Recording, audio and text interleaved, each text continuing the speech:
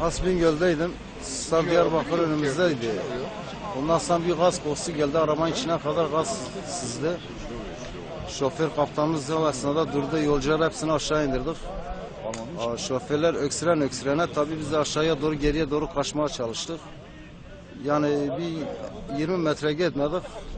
Büyük bir facia sesi geldi. Yani bir tankın patlama sesi hala kulağımızda da zaten inliyor. Alevler başımızın üstünden geçti yani. Abi o esnada Otobüstekiler? o diğer otobüsle aramızda 300 metre mesafe vardı. Zaten onların yolcuları hepsi üstünde elbise bile yoktu.